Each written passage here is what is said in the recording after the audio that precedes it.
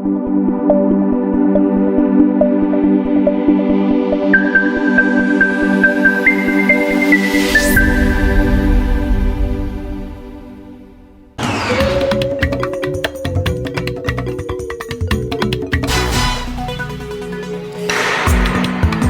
katika toleo letu la habari za leo. Kwanza fuatieni muhtasari wake. Tume ya uchunguzi ya Umoja wa Mataifa imeonya kuhusu mgogoro wa haki za kibinadamu kwa kiasi kikubwa katika majimbo ya Kivu Kaskazini na Kivu Kusini katika Jamhuri ya Kidemokrasia ya Kongo. Kazi ya kutandaza lami kwenye barabara kuu ya kimataifa namba 1 zimeanza rasmi tena kwenye sehemu za barabara kutoka mji Katende hadi mji Mai, ambapo kampuni Saprimex tayari imeweka sehemu ya kwanza ya lami katika kilomita za mwanzo. Vijana wa Beni wameonya kuwa Jamhuri ya Kidemokrasia ya Kongo bado iko mbali na uhuru wa kweli, na wanatoa wito ya kuchochea watu kuchukua hatua wa pamoja ili kukabiliana na changamoto nyingi za nchi. Haya ni kama vichwa vya habari yenyewe.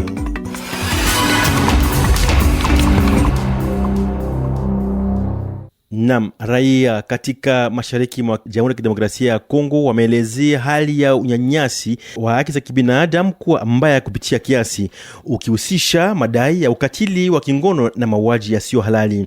Hayo wameyasema Jumatatu katika taarifa iliyotolewa na Tume Huru ya Umoja wa Mataifa ya kuchunguza hali ya haki za kibinadamu katika mikoa ya Kivu Kusini na Kivu Kaskazini. Katika taarifa yake ya kwanza rasmi iliyotolewa mbele ya Baraza la Haki za Kibinadamu la Umoja wa Mataifa mjini Geneva, tume hiyo imeelezea kuwa kuzorota kwa hali ya usalama kunasababisha watu wengi kuhama makazi yao, serikali kushindwa kutoa huduma ipasavyo, pamoja na mgogoro wa kikanda yenye sura tata ama mbovu kumeacha wakazi wa maeneo yaliyoathiriwa wakiwa katika mazingira hatari kubwa na bila ulinzi wa kutosha. Ituri. Kutumwa kwa kikosi cha Force d'Intervention Rapide cha MONUSCO mjini Mombasa tangu wiki moja iliyopita umeongeza matumaini mapya miongoni mwa wakazi, huku waasi wa ADF wakiendelea kutisha usalama katika eneo hilo. Maoni hayo yalitolewa na makundi mbalimbali ya wananchi wakati wa mazungumzo na ujumbe mmoja wa MONUSCO iliyokuwa katika ziara ya kazi Mombasa Centre wiki iliyopita. Viongozi wa jamii pia walisisitiza utayari wao na kuendelea kushirikiana na vyombo vya ulinzi vya usalama. Maelezo zaidi nawe Martial Kiza Biamungu. Kutumwa kwa vikosi vya kuingilia haraka ya MONUSCO kunakaribishwa katika eneo ya Mombasa ambapo lilikuwa likikumbwa na mashambulio mara kwa mara ya waasi ya ADF kwa karibu miezi 4. Kulingana na vyanzo vya ndani, vijiji kadhaa tayari zimekwisha kushambuliwa na waasi na kusababisha vifo vya zaidi watu 115, uharibifu mkubwa wa nyanzo na kuuawa kwa maelfu ya wakaaji. Kwa vikosi ya kiraia Mombasa, kuwepo kwa walinda amani pamoja na FARDC kunajumuisha msaada muhimu katika mapambano dhidi ya makundi yenye kubeba silaha, kuboresha usalama katika kanda. Kwa upande wake tofauti, wakaaji wanasema wako tayari kuimarisha ushirikiano wao na idara za usalama ili kuharakisha operesheni za kijeshi dhidi ya ADF. Hata hivyo, wanaomba na vikosi vinavyohusika na usalama kujibu haraka na kwa ufanisi tahadhari tolewa na idadi ya watu. Nikiripoti kutoka Bunia, mimi Martial Kiza Biamungu, Radio Okapi. Asante kwako Martial Kiza Biamungu. Kaskazini mwa jimbo la Kivu, muungano wa FARDC na wazalendo unakaribia tena maeneo ya Ngungu na mji wa uchimbaji madini wa Rubaya katika eneo la Masisi. Maendeleo haya ama kusonga mbele yanakuja baada ya mapigano makubwa yaliyodumu wiki nzima dhidi ya waasi wa AFC M23 hadi asubuhi ya Jumatatu. Kwa mujibu wa vyanzo mbalimbali vya ndani, mlio wa risasi nzito na ya nyepesi bado ilikuwa ikisikilika katika eneo la Kabingu karibu na Ngungu katika sheferi cha Bahunde. Kindu. Katika jimbo la Maniema, hali ya ukosefu wa usalama inayoendelea katika eneo la Lubutu inaweka katika wasiwasi jamii ya Komo wanaoishi Kindu. Walipokuwa mwishoni mwa wiki iliyopita katika mkutano wa dharura, jamii hiyo inadai kuandaliwa kwa mkutano wa pande zote, yani table ronde mjini Lubutu, kwa kukusanya pande zote husika ili kujadili swala hilo na kusaidia wananchi kuishi katika hali poa na tulivu. Huu hapa ni sehemu ya tamko lao lililosomwa na Jean-Paul Batika, presidenti wa jamii hiyo huko Kindu kupitia mikrofoni ya Florence Kiza Lunga. Kiini ya kikao yetu ya leo ni kutatua shida ambao unaendelea ku teritoria ya Lubutu. Yaani mtaa huo kwa masiku unaopita imekumbwa na ukosefu wa usalama, sababu kuna majeshi ambao wanagombana huku na raia wanatawanyika mahali popote ili kutafuta wapi watafichama kwa kuepuka hiyo ujeuri. Na ndio maana leo tuliandaa kikao ili watoto wa Lubutu wanaopatikana hapa Kindu wapime kutafuta suluhisho kwa hiyo jambo. Kisha kikao tunaomba kwa serikali ya Kinshasa itume madelegation na wakusanyishe pia wazee wa mwingine wachaguliwa wetu na wale wote wanaohusika ili kwenda kutatua ile jambo na kurudisha ukimya katika eneo hiyo. Tunaomba pia kwa wale wanaobeba silaha kufanya kazi yao kwa faida ya taifa, na kwa watoto wa Lubutu pia sisi wote tuwe pamoja, tuache fitina, magombano ili tuseme neno moja kwa ajili ya kuleta amani kwenye mtaa wetu wa Lubutu. Ikiwa wafanya siasa wanatumia siasa hayo kwa kuleta mgogoro huko, sisi tunakataa katakata, sababu ni sisi ambao tunaendelea kuteseka nyuma ya siasa yao. Mbujimai. Katika Kasai Mashariki, kazi ya kutandaza lami yani asfaltage kwenye barabara kuu ya kitaifa nambari 1 zilianza rasmi wiki iliyopita kwenye sehemu za barabara Katende Mbujimai kwenye urefu wa kilomita takriban 13. Kampuni Safrimex inayosimamia mradi huo tayari imeweka sehemu la kwanza la lami yani enrobe katika kilomita 2 za mwanzo. Haya ni maelezo kutoka kwa Esther Darafina na inatafsiriwa nawe Florence Kiza Lunga. Kwa mjibu wa mamlaka ya barabara, hii ni mara ya kwanza kwa sehemu hii kupokea sehemu ya lami tangu ilipofunguliwa. Kazi ilianza pale Katende kuelekea mto Kangangai. Kipande cha kilomita 5 kitajengwa na njia 2 katika kila upande kuanzia mzunguko wa Petrombu katikati mwa jiji la Mbujimai kabla ya kupitia njia 2 zinazotoka nje ya jiji. Mradi huu ni sehemu ya mpango wa kitaifa wa kufanya mishipa mikuu ya barabara kuwa ya kisasa inayolenga kuimarisha muungano wa kitaifa na kuboresha muunganisho wa kiuchumi hasa kando ya ukanda wa Lubito kupitia Kalambambuji ambapo mtiririko wa trafiki unasalia kuwa changamoto kubwa. Kazi inaendelea kila siku, lengo la kukamilika likiwekwa tarehe 31 Disemba. Lengo ni kutoa barabara ya kisasa zaidi, salama na yenye starehe zaidi kwa watumiaji. Asante tena kwako Florence Kiza Lunga. Kananga. Groupement Ngalajika lilioko kando mwa Kananga kwa umbali wa takriban kilomita 15 kutoka mjini haina kituo chochote cha afya. Wakazi wake wanakabiliana na changamoto kubwa kwa kupata huduma za matibabu. Wanawake wajawazito wanalazimika kusafiri mbali ili kujifungua, hali ambayo inaweka wamama na watoto wachanga katika hatari kubwa na kuchangia vifo vya watoto wachanga. Ili kukabiliana na tatizo hilo, mtu mwenye mapenzi mema yani bienfaiteur ameanzisha mradi wa ujenzi wa kituo cha kisasa cha afya katika eneo hilo. Haya ni maelezo kutoka kwa Andre Katende Ngalamulume yani kutafsiriwa na Paulin Munanga. Katika eneo ya Ngalakaji, matibabu kwa hakika hayupo. Hakuna kituo cha afya wala wodi ya wazazi kwa maelfu ya wakaaji. Kituo cha karibu kinapatikana Mwambambui, zaidi ya kilomita 5 kutoka hapo. Ili kupokea matibabu, wakaaji lazima watembee kwa saa nyingi. Wamoja ugeuka kwenye mimea ya dawa na wengine wanatumia dawa za kujitegemea. Marcel Kadima, mwakilishi wa kiongozi wa Ngalakaji, anaelezea kama wanakabiliwa na ugumu mkubwa wa kupata huduma za afya za mitaa. Wanawake wajawazito ndio walio hatarini zaidi. Kujifungua mara nyingi kunahitaji kutembea kwa muda mrefu na kusababisha wengine kujifungua nyumbani. Wengine hata wafiki katika kituo cha afya na wengine hujifungua njiani wakihatarisha kupoteza mtoto wao. Katika kukabiliana na hali hiyo, mtu mmoja wa moyo mwema ameanzisha ujenzi wa kituo cha afya cha kisasa katika eneo hilo. Na kushukuru Paulin Munanga.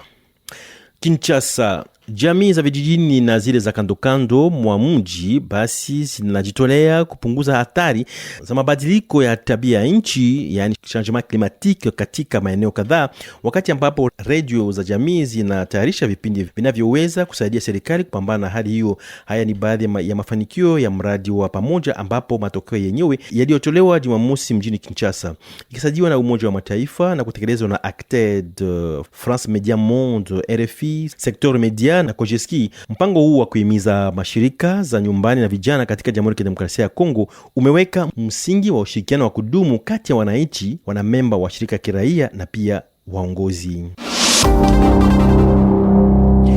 Hatimaye Beni. Nchi yetu bado imekuwa magotini katika sekta zote, na ni mapema kuzungumzia uhuru yenye matokeo kamili kwa kuzingatia changamoto nyingi zilizo bado baki kutatuliwa. Haya ndio maoni ya vijana wa Beni waliokomesha siku ya Jumapili mkutano ya kubadilishana mafikiri kama maandalizi ya maadhimisho ya miaka 66 ya uhuru ya Jamhuri ya Kidemokrasia ya Kongo yatakayofanyika Jumanne, yani siku ya pili, tarehe 13 Juni. Vijana hawa wanaona kuwa kizazi cha sasa kinapasa kujihusisha zaidi ili kukabiliana na changamoto hizo na kuchangia juhudi katika maendeleo ya nchi. Na ni hapo tumekomesha sehemu ya kwanza ya mpango wetu wa habari katika lugha ya Kiswahili. Sasa fuateni awamu wa pili na mwenzangu Bi Rosalie Zawadi Masika. Radio Okapi. Invité en Swahili. Mwalikwa wetu leo ni Shirak Issa, presidenti makamu wa shirika la raia nyipya katika jimbo la Tanganyika. Anajadili kuongezeka kwa uhalifu hivi majuzi katika mji wa Kalemi pamoja na sababu za uhalifu huu na hatua ambazo shirika lake la kiraia linachukua ili kukabiliana na hali hiyo. Shirak Issa anazungumza na Paula Munanga. Bwana Shirak Issa, amjambo. Jambo sana ndugu mtangazaji. Hali ya usalama iko namna gani mji Kalemi siku hizi? Kwa siku hizi ndugu mtangazaji, kwa kweli hali ya usalama iko mbovu sana.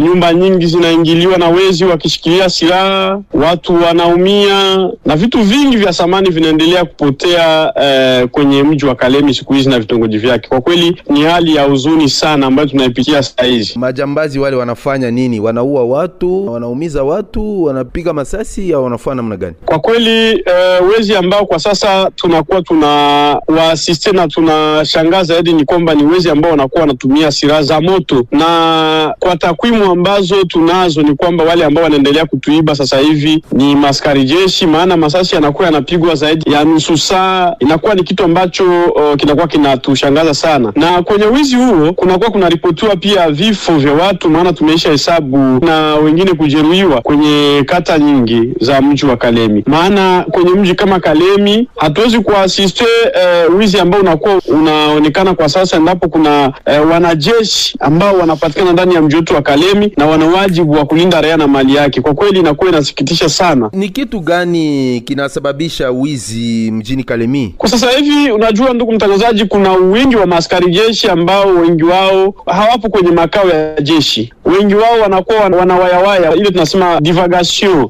Maskari jeshi kwa kweli hawana makao, na wengi wao kwa taarifa ambazo tunazo ni kwamba wengi wao hawana ile prise en charge, hawajapokea, na ndio chanzo zaidi cha wizi ambao tunaendelea kuona zaidi ndani ya mji wa Kalemi. Maana ingelikuwa heri kama wanajeshi wanakuwa wapo kwenye makazerne na wanaacha maskari polisi ndani ya mji wa Kalemi, na wajia kwamba watu wangepumua. Maana inakuwa inasikitisha sana pale ambapo tuna meya wa jiji anapatikana ndani ya jiji la Kalemi, tuna wakomanda vile wanapatikana ndani ya mji wa Kalemi na majenerali wa maoperation usalama na kuendelea, lakini masasi yako yanalia nusu saa. Kwa kweli inakuwa inasikitisha sana ndani ya mji wa Kalemi siku hizi. Mwe kama shirika ya kiraia, yaani societe civile, munafanya nini kuhusu hali hii ya ukosefu wa usalama? Kwa siku zilizopita hapa tulikuwa na kikao na commission permanente ya securite ya assemblée provinciale kwa ajili ya kuongea lile swala na kuleta malalamiko yetu, maana tunaona ya kwamba hali kwa kweli inaenda kuwa tete. Na katika marekomandasyon yetu ambayo tumeitoa kwa wanabunge au kwa ile commission permanente inayohusika na usalama, ni kwamba tumewaambia tungehitaji kwa kweli wanajeshi watolewe ndani ya mji wa Kalemi, maana inaonyesha wazi kwamba hawatufalii kitu. Tulipendekeza pia kuwe conseil élargi ya securite kwa ajili ya kutafakari mbinu ambazo zinaweza kufanyika kwa kuhakikisha kwamba usalama unakuwa unaimarishwa. maana haiwezi kuwezekana pale ambapo kunakuwa effort ambazo zinakuwa ziko menena zinakuwa swape na wale ambao wanaendelea kutulinda. Achilia mbali masuala ya justice populaire ambayo inaendelea kuwa habitude ndani ya mji wa Kalemi kutokana na vitendo pia vya wizi ambavyo tunaendelea kuvilaumu. Kwetu sisi tunaendelea kufanya lobbying na kuonesha wakuu viongozi kama wana wajibu wa kuhakikisha kwamba usalama unarudi ndani ya mji wa Kalemi na vitongoji na raia waendelee kuishi na salama. Viongozi wa Kalemi wanafanya nini kwa kupinga ukosefu wa usalama? Kwa taswira ilivyo ni wazi kwamba hatuwezi kurejete baadhi ya maeforo ambazo zinafanyika, lakini inaonyesha wazi kwamba kunakuwa inefficacité ya appareil sécuritaire ukizingatia kwamba mji wa Kalemi ni kwamba conseil urbain en sécurité inaonyesha wazi kwamba haifanyi kazi pale ambapo kila siku tunakuwa tuna assiste kwa wizi na tuna meya wa jiji. Mimi nawazia kwamba uongozi uliopo kwa sasa hivi hasa kwa mji wa Kalemi humu ndani kunakuwa faiblesse kati ya uongozi ambao tunao ikiwemo jiji mkuu wa jiji la Kalemi au meya ambaye anashindwa zaidi majukumu yake completement. Kuna effort ambazo zinafanyika ambazo yeye pia kama vile meya wa jiji angetumia wakati wake kufanya conseil urbain ya sécurité iwe inazaa matunda, lakini tuko endinye na tuoni kile ambacho kinakuwa kinafanyika kupitia uongozi wake. Bwana Chirac Issa, nakushukuru. Asante sana na kushukuru pia. Radio Okapi, dossier en Swahili. Mjini Bunia katika jimbo la Ituri linalokabiliana na mripuko mpya wa Ebola, tunaangazia leo hali ya watoto wa barabarani. Hawa wanaishi mara nyingi bila huduma ya matibabu na hawana habari ya kutosha kuhusu hatari ya Ebola. Namna gani sasa wakingwa huko? Ripoti ya Jean-Claude Lokidile. Hapa Mujibunya watoto wanaishi barabarani, wanaonekana kwenye njia panda, masokoni na chini ya maveranda za maduka. Wakati wa usiku wengi wao hulala chini au katika majengo yaliyoachwa kwa kuishi. Wameombaomba, wamoja wameosha pikipiki, kubeba mizigo au kufanya kazi ndogondogo za kujipatia pesa. Kutokana na kurejea kwa ugonjwa wa Ebola katika jimbo la Ituri, watoto hawa wako miongoni mwa watu walio katika hatari kubwa ya kuambukizwa. Ukosefu wa maji safi, sabuni na huduma za afya unawafanya washindwe kufuata hatua za kujikinga na ugonjwa huo. Hata hivyo, baadhi yao tayari wanafahamu namna ya kujilinda. Tunaomba tukaribishwe kwenye vituo ya kutushughulikia, kwenda shuleni na kupewa chakula pia mavazi. Hakuna mwenye anajua kesho tutakuwa na madaraka gani katika nchi. Kwa mujibu wa viongozi vya afya, watoto wanaoishi barabarani hawapaswi kusaulika katika mapambano dhidi ya Ebola. Wanasema kuwa elimu ya kutosha kuhusu ugonjwa huo pamoja na kuwapatia msaada unaofaa ni muhimu ili kuwalinda watoto hawa ambao tayari wanaishi katika mazingira magumu. Hayo ndio maoni ya Gloire Abasi akiwa rais wa bunge la vijana katika mkoa wa Ituri. Tunashughulika sana kuona bale batoto banakuwa mingi kwa mabalabala bila hata kuweza kukua na information fulani juu ya mambo ya Ebola. Na ndio kwa maana tunaomba kwa government ya Kongo na maservisi zingine zote enyewe inaweza kushughulikia mambo ya batoto, baweze kufanya kitu ya maana kwa kuweza kuponesha bale batoto na ile magonjwa. Kwani banakuwa pale banawaza iko kama mambo yenye haiko ukweli na bengine abajue hata kama ile magonjwa inakuwa. Katika maadhimisho ya sikukuu ya mtoto wa Afrika, watoto hao nao wanatoa wito wao. Hawahitaji tu kulindwa dhidi ya Ebola, bali pia wanatamani maisha bora yenye elimu, malezi mazuri na heshima. Tunaomba tukaribishwe kwenye vituo ya kutushughulikia, kwenda shuleni na kupewa chakula pia mavazi. Hakuna mwenye anajua kesho tutakuwa na madaraka gani katika nchi.